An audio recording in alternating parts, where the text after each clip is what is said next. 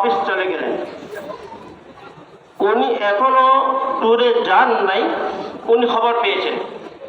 আর ইলিয়াস সাহেব রহমতুল্লাহ খবর পেয়েছেন যে মুফতি শফি সাহেব এসেছিলেন দেখা করার জন্য, কিন্তু সাক্ষাৎকার নিষেধ ছিল, অফিস গেলেন। উনি বললেন না না, ওনার কাজটা ওনার কাজটা ওনার কাজটা। তাই হযরত মুফতি শফি সাহেব ফিরে আসলেন। আসার পর ওনার সাথে সাক্ষাৎ হলো। কারি ইলিয়াস সাহেব রহমতুল্লাহ আলাইহি বানিয়ে তাবলীগ কাঁদতে লাগলেন, ওনার হাত ধরে কাঁদতেছেন। মুফতি শফি সাহেবের হাত ধরে উনি কাঁদতে লাগলেন। তো আমি ইবরতের জন্য বলতে, দিন বোঝার জন্য বলতেছি। তো মুফতি শফি সাহেব রহমতুল্লাহ আলাইহি জিজ্ঞেস করলেন, আপনি কাঁদতেছেন কেন?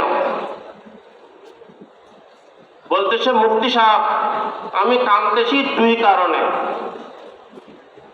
কি কারণ? এক কারণ হলো আমি এই কাজটা শুরু করেছি, এই কাজটা পুরো পৃথিবীর মধ্যে ছড়িয়ে পড়েছে। এমন কোনো মানুষ নাই যেটা তাবলীগ জানে না। কিন্তু ভয় লাগতেছে এইটাই, এটা হয়তো আমার উপরে ইস্তেদরাজ হতে পারে।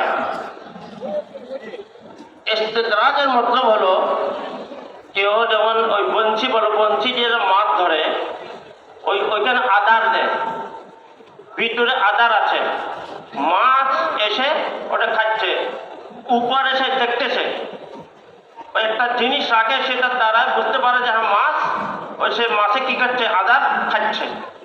কিন্তু প্রথমে টানে না, খেতে খেতে খেতে খেতে যখন নাকি পুরোটা গিলে নেয়, তখন টেনে মাছটাকে বের করে নেয়। ওই তখন যে ঢিল দিচ্ছে, এইটাকে বলে ইস্তেদরাজ।